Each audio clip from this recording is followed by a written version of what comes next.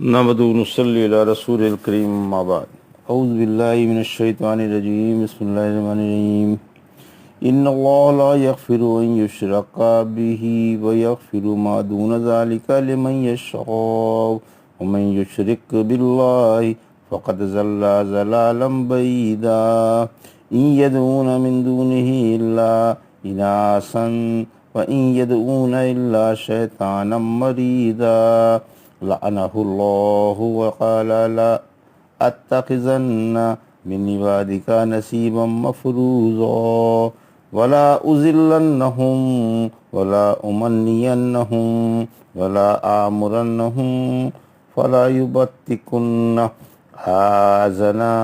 آذان الانعام ولا آمرنہم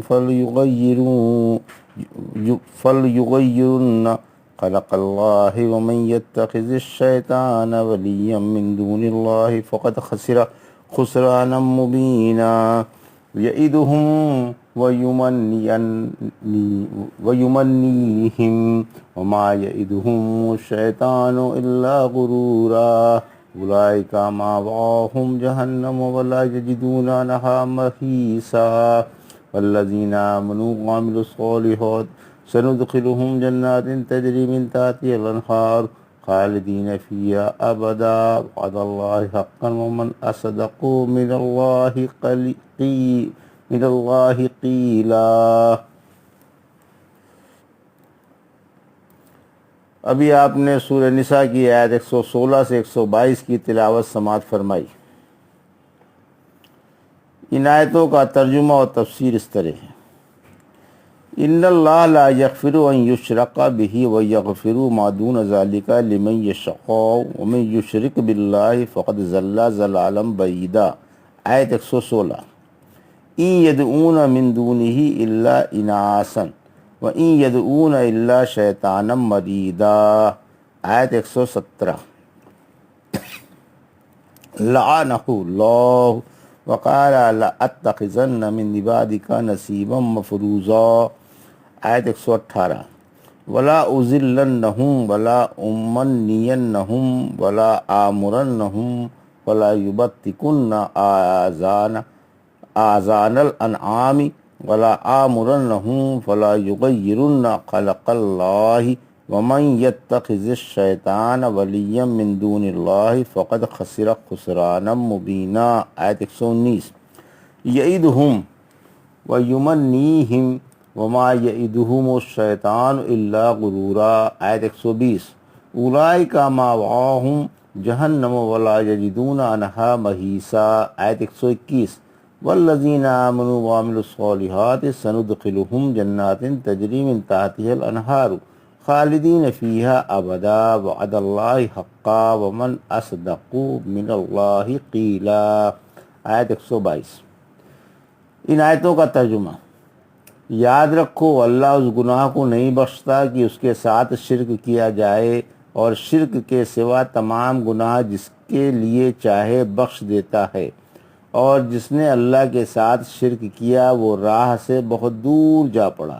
یہ تو اللہ کو چھوڑ کر عورتوں کو ہی پکارتے ہیں، در حقیقت یہ سرکش شیطان ہی کو پکارتے ہیں جس پر اللہ نے لعنت کی ہے، اور شیطان نے کہا ہے کہ میں تیرے بندوں سے ایک ٹھہرایا ہوا حصہ لے کر رہوں گا، بلا شبہ میں انہیں گمراہ کرتا رہوں گا اور انہیں باطل آرزوئیں دلاتا رہوں گا، اور انہیں حکم کروں گا کہ وہ جانوروں کے کان چیر دیں، اور انہیں حکم کروں گا کہ اللہ کی خلقت کو بدل ڈالیں، اور جس نے اللہ کو چھوڑ کر شیطان کو دوست بنایا وہ کھلے گھاٹے میں پڑ گیا۔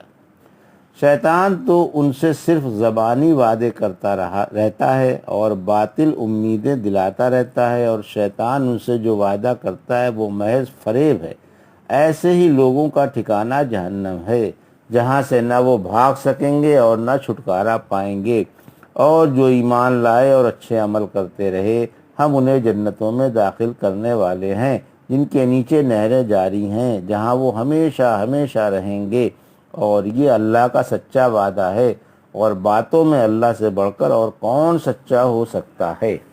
یہ ترجمہ تھا آیت 116 سے 122 کا۔ ان آیتوں کی تفسیر: آیت 116 شرک سب سے زیادہ گہری اور سنگین گمراہی ہے۔ یہ آیت سورہ 48 میں، یہ آیت سورہ نساء کی 48 نمبر میں گزر چکی ہے اور تفسیر بھی بیان ہو چکی ہے۔ علی رضی اللہ تعالیٰ فرماتے ہیں یہ آیت مجھے انتہائی پیاری ہے۔ پھر فرمایا مشرک راہ سے بہت دور ہٹ گئے، یعنی باطل کی راہ اختیار کر کے ہدایت کی راہ سے بہت دور ہٹ گئے، اپنی جانیں تباہ کر بیٹھے، دنیا و آخرت کے گھاٹے میں مبتلا ہو گئے اور دونوں جہانوں کی سعادتوں سے محروم ہو گئے۔ ہر گناہ گمراہی ہے مگر شرک سب سے زیادہ سنگین گمراہی ہے۔ آیت 117 بت پرست دیویوں کے پجاری ہیں، اناث سے بت مراد ہیں۔ مشرک فرشتوں کو اللہ کی لڑکیاں اور ان کی عبادت کو ان کے قرب کا ذریعہ سمجھتے تھے، پھر ان کے بت بنا کر انہیں زیور پہنا کر کہتے یہ دیویاں اللہ کی بیٹیوں کے مشابہ ہیں جن کی ہم عبادت کرتے ہیں، یعنی یہ فرشتوں کے مشابہ ہیں۔ سورہ نجم میں کی آیت نمبر 19-20 میں فرمایا بھلا تم نے لات عزا اور تیسرے منات کے حال میں سوچا بھی۔ سورہ زخرف کی آیت 19 میں فرمایا انہوں نے فرشتوں کو جو اللہ کے بندے ہیں لڑکیاں بنا دیا ہے۔ سورہ صافات کی 158 میں فرمایا انہوں نے اللہ کے اور ان جنوں کے درمیان نسب قرار دے دیا۔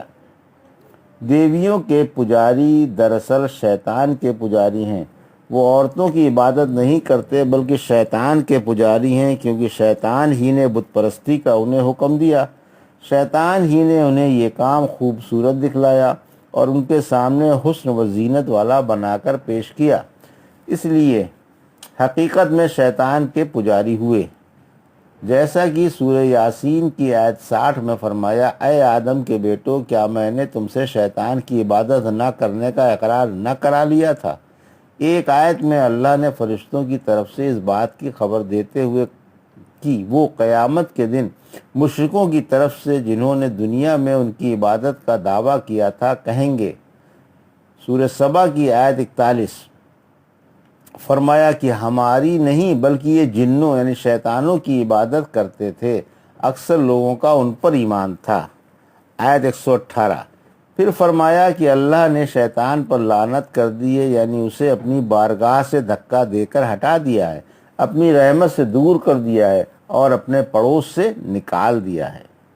آیت 119 شیطان کا انسان کو گمراہ کرنے کا وعدہ ہے، یعنی شیطان نے بیڑا اٹھایا ہے کہ میں انسان کو برابر بہکاتا رہوں گا، یعنی بہکا کر سیدھی راہ سے اور حق سے ہٹاتا رہوں گا۔ پھر فرمایا کہ انہیں آرزوئیں دلاؤں گا، یعنی ترک توبہ کو حسین بنا کر لاؤں گا کہ تمہارا عمل اللہ کو محبوب ہے، گناہ تو ہے نہیں کہ توبہ کرو، بھلا کہیں نیک عمل سے بھی توبہ کی جاتی ہے، یہ تو اللہ کے نافرمانوں کا کام ہے۔ یا اگر بالفرض محال اس عمل کو برا بھی سمجھ لیا جائے تو جلدی کی کیا ضرورت ہے، آخر عمر میں توبہ کر لینا، ابھی تو کافی عمر پڑی ہے۔ یا انہیں ان کی جانوں کی طرف سے دھوکے میں رکھوں گا، یعنی ان سے گناہ کراؤں گا اور ان کے ذہن میں یہ بات بٹھا دوں گا کہ یہ گناہ نہیں ہے، یہ تو نیک عمل ہے جن کی بدولت جنت حاصل ہوگی۔ تبکید کی تفسیر، تبکید کے معنی چیرنے پھاڑنے کے ہیں۔ جانوروں کے کان چیر کر انہیں بتوں کے نام پر چھوڑ دیا جاتا تھا جو نظر و نیاز کی علامت ہوتی تھی، اور یہ بحیرہ، صاحبہ اور وسیلہ کی نشانی تھی۔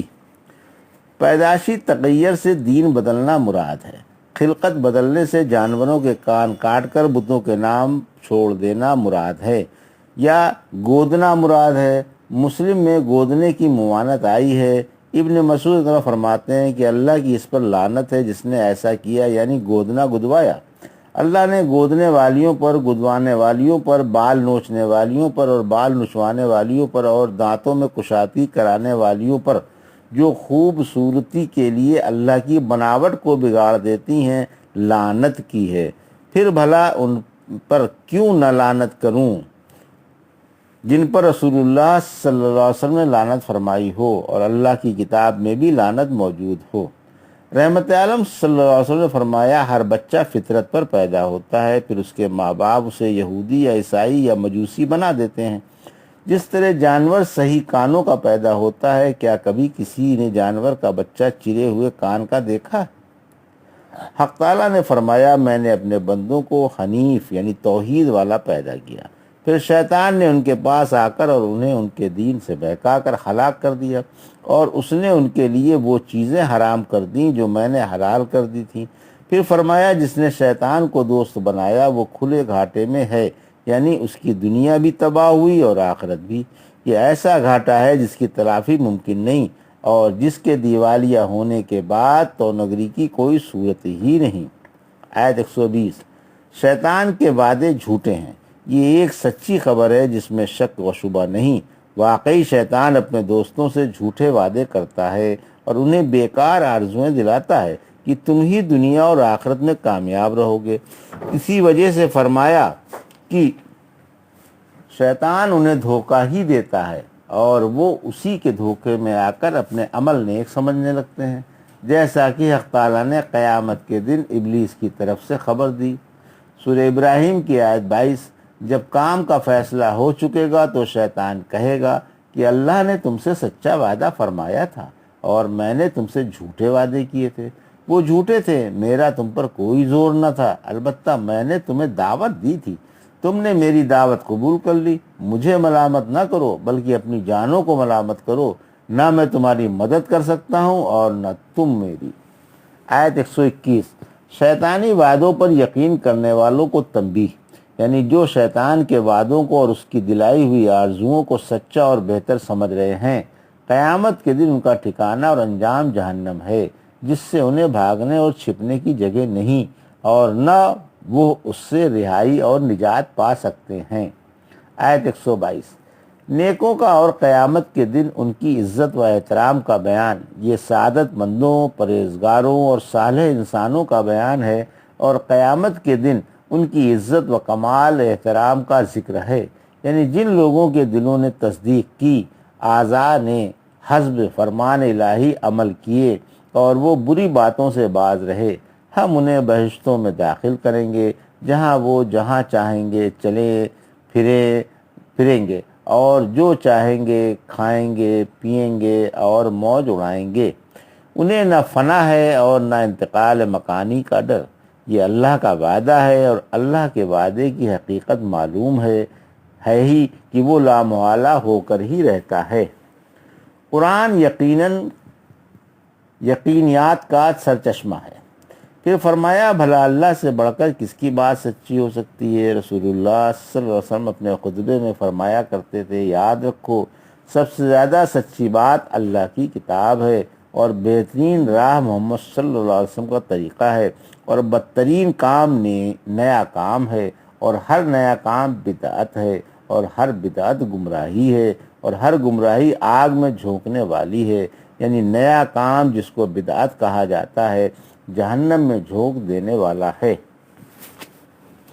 یہ تھا سورہ نساء کی آیت 116 سے 122 کا ترجمہ اور تفسیر جو ابھی آپ نے سماعت فرمائی۔ بارک اللہ لی ولکم فی القرآن الحکیم ونفعنی ایاکم بآیات الذکر الحکیم۔